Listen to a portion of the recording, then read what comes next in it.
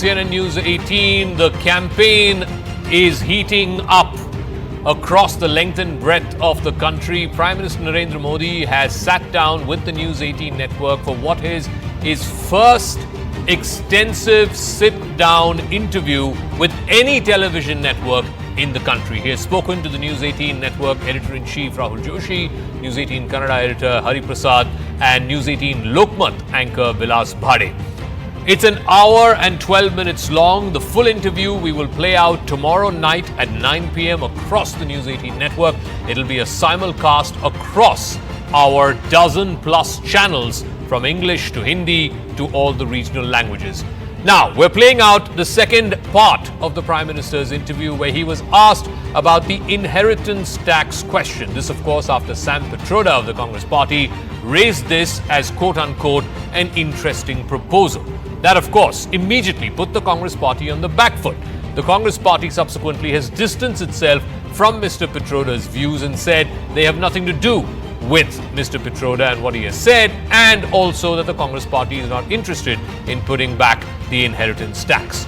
The Prime Minister, though, has attacked the Congress Party, saying this exposes their mentality. He has also said that the BJP will never implement the inheritance tax if it came back to power in its third term. In fact, he has said with folded hands, he's appealing to News 18 and to the rest of the country through News 18 that please don't impose the Mahan ideas or the great ideas of the Congress Party and members therein on the BJP. He has explicitly said the BJP will not impose an inheritance tax if it comes back to power in a third term. So we're playing out that second excerpt from Prime Minister Narendra Modi's interview to the News 18 network. This one on inheritance tax, which has become a hugely contentious issue in this political campaign season. Sam Pitroda ji ने जो है inheritance tax की बात की, जो हम लोगों की जमा पूंजी है, जब हम अपने लोग पूरा बचाते हैं अपने फैमिली के लिए, जब हम उसको अपने आने वाली जनरेशन को देंगे तो उस पर भी टैक्स लगेगा और ये टैक्स बहुत बड़ा टैक्स हो सकता है। तो क्या आप कहेंगे कि बीजेपी अगर आएगी तो इस टैक्स को कभी नहीं लागू करेगी? भारतीय जनता पार्टी क्या करेगी हमारे मैनिफेस्टो में साफ हमने लिख करके लाए हुए। अब उन्होंने कहीं सगुफा छोड़ दिया तो मैं भी वो झंडा लेके घूमूंगा, ये सवाल आपके मन में कैसे आ जाता है? जी, भारतीय जनता पार्टी की विचारधारा साफ है जी। हम अपनी विचारधारा के आधार पर कार्यक्रमों को लेकर के, मैनिफेस्टो को लेकर के देश के सामने जाते हैं। कृपा करके ऐसे महाशयों के विचारों को हम पर मत थोपिए भाई। मोदी जी, राहुल गांधी ने एक बात और कही है। वो कहते हैं कि जब वो सरकार अगर उनकी आएगी तो वो एक नेशनल एक्सरे कराएंगे। इसी से जुड़ा सवाल है, इसीलिए मैं पूछना चाह रहा हूँ। एक नेशनल एक्सरे कराएंगे, बात सिर्फ कास्ट सेंसस की नहीं है जो कि वो करते आए हैं, उस पर भी मैं आपका मत जानना चाहूँगा, मगर बात वो कहते हैं इससे आगे है। बात कास्ट की नहीं, बात जस्टिस की है। और वो कहते हैं कि हम जो है एक सोशियो इकोनॉमिक सर्वे लाएंगे, एक इंस्टीट्यूशनल सर्वे लाएंगे और उसमें देखेंगे कि किसके पास किस जाति और किस उस वर्ग के पास क्या है, कितना धन है, कितनी इंस्टीट्यूशंस में भागीदारी है, और उसके बेसिस पर हम इस पूरे सिस्टम को रीडिस्ट्रीब्यूट करेंगे। इसको आप कैसे देखते हैं? सबसे पहले तो इस देश में जो लोग अपने आप को राजनीति के एक्सपर्ट मानते हैं, जो लोग देश के उतार चढ़ाव को बड़ी बारीकी से अध्ययन करते हैं, सबसे पहले उनका दायित्व है कि वो ऐसे लोगों को पूछे कि जिस परिस्थितियों का वर्णन आप कर रहे हो, अगर ये सही है तो 50, 60, 65 साल तो आपने राज किया भाई। ये मुसीबत के जो जन्मदाता आप हो और आपने अब तक ये बर्बादी लाई क्यों? पहले उनका जवाब मांगो भाई, नंबर 1। नंबर 2, एक्सरे का मतलब क्या है जी? मतलब हर परिवार में जाना, घर घर छापा मारना। अगर किसी अनाज के डिब्बे में किसी महिला ने अपने गहने छपा के रखे हैं, उसको भी एक्सरे किया जाएगा, उनके गहने ले लिए जाएंगे, जमीनों का हिसाब किताब किया जाएगा और फिर उसको रिडिस्ट्रीब्यूट करेंगे। ये दुनिया में एक माओवादी विचार ने सब किया हुआ है, दुनिया बर्बाद हो चुकी है जी। ये पूरी तरह अर्बन नक्सल उस सोच का सीधा सीधा प्रगटीकरण है। और इसलिए मैनिफेस्टो आने के 10 दिन तक बाद भी ये जो जमात आए दिन लिखा पट्टी करती है ना, वो चुप रही, उनके प्रोटेक्शन में चुप रही है। तब मिलके मेरी जिम्मेवारी बन जाती है कि देश को जगाना कि भाई देखिए आपको लूटने की ये तरकीब हो रही है। और दूसरा पार्ट है, डॉक्टर मनमोहन सिंह जी वगैरह उन्होंने हर बार कहा है कि भाई जो भी संपत्ति होगी इस पर पहला अधिकार किसका होगा। तो हिसाब किताब बहुत साफ है, वो क्या करना चाहते हैं। All right, let me bring our guests in. Tuin Sinha is national spokesperson of the BJP. TV Mohandas Pai is chairman of Iron Capital and, of course, associated with the Pai group of institutions across Karnataka and the rest of the world. Professor Arun Kumar is a senior economist joining us, associated with the JNU. And, of course, Lokesh Jindal is political analyst and associated with the Congress party. Mohandas Pai, let me start with you first. Where the Prime Minister says that what the BJP plans to do is written in our manifesto, how can the thought that we will carry forward their plan, which is the Congress's plan, income redistribution, etc., which has been articulated by Sam Petroda, which the Congress party distances itself from, how can it even come to your mind? The ideology of the BJP is clear. We go before the country with our manifesto and our work. Please don't impose their great thoughts on us. So he's saying categorically there's no question of the BJP in its third term imposing an inheritance tax. How does that speak, Mr. Pai, to what the Congress is saying? Look at what Arun Jaitley said in 2017-18. Look at what Jayant Sinha said earlier. Look at what other people in the BJP have said about inheritance tax. At some point, they've also toyed with the idea of an inheritance tax. You know, Zaka, if you look at what Arun Jaitley said and what Jayant Sinha said, that was in the context of people distributing the wealth to create endowments for universities, hospitals, schools and others. It was not to pay any inheritance tax to the government. Arun Jaitley asked the question, why is there no endowment in this country? Why are people not getting endowments? It's happening in the United States. There was a context. It was not to give any tax to the government who will then redistribute. Now, the Congress manifesto is the Maoist manifesto and is very dangerous. What are they trying to say? And you must remember, in the Congress, it doesn't matter what they write in the manifesto. It doesn't matter what law they bring to Parliament. What matters is what one person thinks of it. The famous incident of Rahul Gandhi tearing up a bill introduced by Dr. Singh outside Parliament and saying this cannot happen. That man is whimsical. The man had his own views. The man doesn't care about anything written down by the Congress party. It doesn't care about the views of anybody else. It has gone into his head, put in by people like Jairam Ramesh and possibly Sam Petroda, who are urban naxals and who follow the Maoist philosophy, that you must have an inheritance tax. You must distribute it to people with no money, especially Muslims. Now the question comes, why should anybody give up what they earn, the wealth they create for the children to somebody else like this silly Maoist government which they want to bring about? And they will distribute to everybody else. Why should it happen? We are a free country of free people. Okay. Right? And we are a country where we have a right to exist. There must be justice done to everybody. Now, justice done to a small section is not justice done to everybody. The BJP of all the governments in this country have ensured there is growth and development. From 2014 till now, the GDP has grown from 2 trillion to $3.74 trillion. $1.74 trillion in 10 years. There's never been such growth. The Congress party has throughout its term of 55 years kept us poor. First, Nehru suppressed private capital. He made sure there are licensed quota Raj. And he made sure there was economic concentration in Delhi in their hands. He made sure the centralization of power, there was corruption. He kept us poor. But in 1980, because bad policy, we became poorer than we were in 1950. And then, of course, Narasimha Rao opened up. We must credit Narasimha Rao for opening up. India grew. But the family is committed to continuing poverty because they believe that if people are poor, they can rule over this country and they will not question them. So let me ask Lokesh Jindal. The Prime Minister has also spoken about these X-ray comments, which frankly are very problematic. The X-ray comments were made by Rahul Gandhi. It's not there in your manifesto. But when the Prime Minister says, what do you mean by X-ray? What does one mean by X-ray? X-ray means raiding every household. If any woman has hidden gold in utensils, finding that and then redistributing it. This is Maoist ideology, which has never helped the world. This is entirely an urban Naxal thought.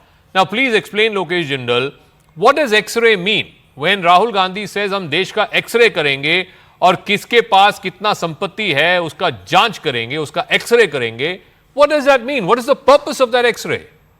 Yes, good evening, Jaka. See, if you talk about the Constitution of India, Article 38, read along with the preamble, it clearly states that the state shall strive to eliminate inequality and realize equitable distribution of resources. The state has to constantly strive to reduce all forms of concentration of wealth in the hands of few. No, one second. No. Two very critical interventions there. Number one, the Congress party was ruling India for 55 to 60 years in the 75 years we've been independent. What have you done about this, as you say, income inequality? And number two, nowhere does the Constitution of India or any other document say that you have to take wealth away from private individuals and redistribute it among the poor. Nowhere, no document. Zaka, I can correct you over that. When I'm talking about the policies of the state with respect to taxation, the manner in which the state appropriates resources and distributes it amongst the subjects, that determines whether the state resorts to a police state model or a welfare state model. The concept of welfare state is explicitly mentioned in Article 38 of the Constitution. No, sir, one second. Welfare state is not the same. Professor Arun Kumar is also with us. Welfare state does not mean taking private capital, private wealth, and then redistributing it amongst the poor. Take public wealth. People are already paying taxes. Mr. Pai is paying, you are paying, I am paying, everyone on this panel is paying taxes. That is what you are redistributing amongst the poor. But you have no right, Mr. Jindal, you have no right to take away what is in my bank account or what is property that's been given to me by my ancestors and then redistribute it amongst poor. No, there's nothing in the Constitution that says that. Give me some time. Just day before yesterday, the Supreme Court in a 9-judges bench had given its comment on Article 39B of the Constitution, whereby it clearly stated that in the name of private property, you cannot hold the community good at ransom. And over here, when I'm talking about redistribution of resources, income equality, inheritance tax is not the only idea. Completely and fundamentally disagree with what you're saying. I think it's factually incorrect. This is not No, it's factually incorrect. It's factually incorrect. Nowhere in the Constitution does it say it. But Tuin Sinha, one second. Tuin Sinha, please respond. There are statistics to show that concentration of wealth, increasingly, the top 1% in 2004, before UPA 1 came to power, the top 1% had 23% of the national wealth. At the end of 22-23, which is the last year that we have data for, that number has gone up to 37%. 37% of India's wealth is controlled by the top 1%. Isn't that a problem? Shouldn't that problem be addressed, Tuin Sinha? Good evening, Zaka. Good evening, everybody. Well, of course, income disparity is an issue for every society, and that is exactly, which is what is being addressed through India's impregnable DBT. When we transfer 35 lakh crore worth of money, when we put it directly in the hands of the poor through 300 plus schemes without any leakage, which was the hallmark of the Congress era, that is exactly what we are doing. But anyway, I would over here trust the Gini coefficient, which, propounded by the great Italian economist and statistician Colorado Gini, which clearly says that if you go by that, the Gini coefficient in India was 0.49. Now it has come down to 0.4. And that's work in progress. That will be done away with. But, that should not take away our focus from the mischievous intent of the Congress manifesto. And why the inheritance tax, the whole talk of inheritance tax is problematic is because of the repeated and insinuating mention of the protection of personal laws, which indirectly means that inheritance laws do not apply to the minority community and hence they will be exempt from whatever laws if at all, the hypothetical Congress government, whenever it comes to power, will make. Any which way, by virtue of Articles 25 to 30 of the Constitution, the minority community will be exempt from it, which in effect would mean that it is our poor, the OBCs, who would suffer once again, and I think that is what needs to be brought to the fore, which is No, exactly once again, what are you Honorable Prime saying, Minister and I want Lokesh Jindal to clarify this before I go to Professor Arun Kumar. Are you saying that if at all the Congress party comes to power and if at all they introduce the inheritance tax, this will be only for the majority community? Exactly. And that minorities exactly, will Sir. not have to pay inheritance tax? That's your contention? Exactly. I have No. never, if you would never come across a more deceptive manifesto. Look at the number of times the emphasis has been put on personal laws. Have Mr. you seen that they have equally mentioned Mr. priority in awarding of public works contracts to minorities? Mr. Jindal, quick response and then I'll get Professor Arun Kumar to respond. Yeah. Sir, this absolute rubbish altogether. On what basis do you say that Article 25 till 30 exempts you from any form of taxes? If you're talking about Article 27, that's completely in different context altogether. Please read the context within which every article is being framed, and please quote a relevant Supreme Court judgment while you're resorting to the Constitution of India. Mention of the word protection of personal please, laws. sir, please do not interject. Please do not interject. Secondly, when I'm talking about inheritance tax as an idea is not bad, but when we talk about the application, it requires certain necessary and prior conditions which are absent in India. When you're talking about developed nations like America, there are right from finance, right from the demographic status, the socio-economic conditions, preconditions that are available, but that are missing in India. As an idea, it is not flawed. But when it talk about the preconditions, we are missing that. Let me ask Professor Arun Kumar. The point is, and I had Surjit Balla on the show a few days ago, and he said, please show me one example of a developing country, not a developed country, but a developing country where there is this idea of an inheritance tax or an estate tax or a wealth tax. This is not an idea that is meant for India at this stage of its development. Well, I think we need to be clear. We are discussing the economic aspect. I don't want to go into the political aspect because election time, there's a lot of jumlebazi. We cannot decipher that, who said what, where, and what, why. If you look at the economic aspect, there are three kinds of inequality that one worries about. One is consumption inequality, the second is income inequality, and the third is the wealth inequality. And wealth inequality is greater than income inequality, and income inequality is greater than consumption inequality. And it's the income inequality which leads to the wealth inequality. Now, if you want to reduce the wealth inequality, then you have to reduce the income inequality first, which means that people who do not have much income at the moment, they should have more income, and that's when they will be able to save. So therefore, the problem lies in the way unemployment is, the way, women don't have work, the way in which a lot of young people, educated youth doesn't have work. That's where the problem is. But Professor, can you explain to our viewers, by imposing an inheritance tax, how are you increasing the income generation of poor people?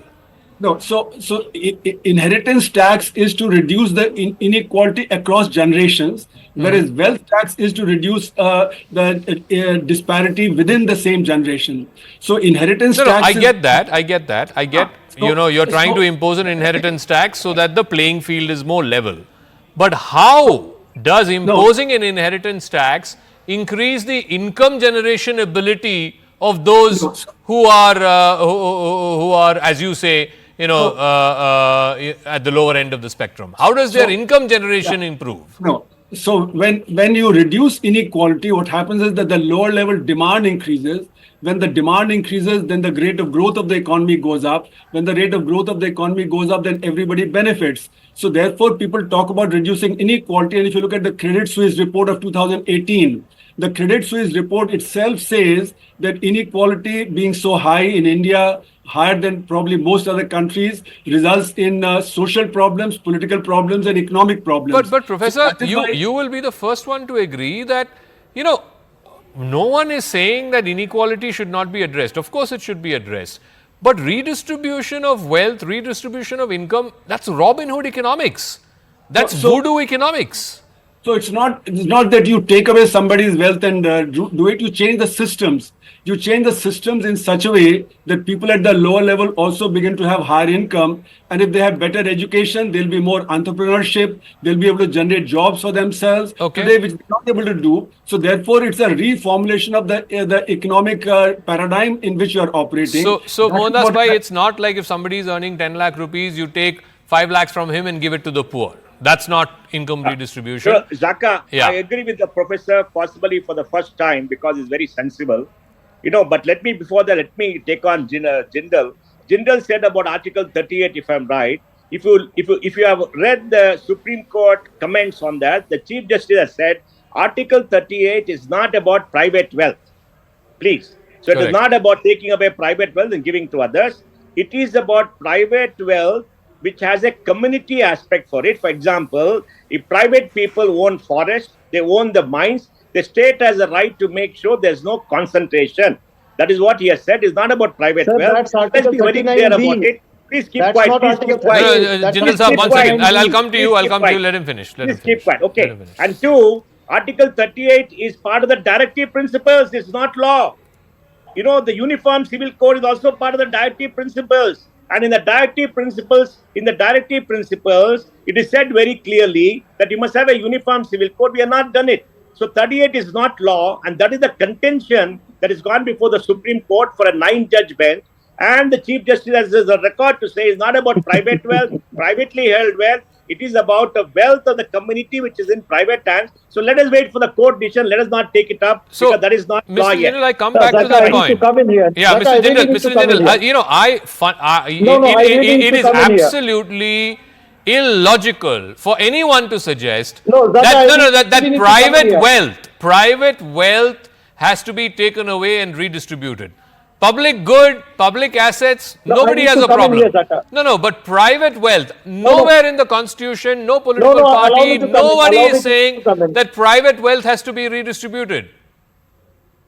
Zaka, I mean, listen, we are not first of all, Venezuela.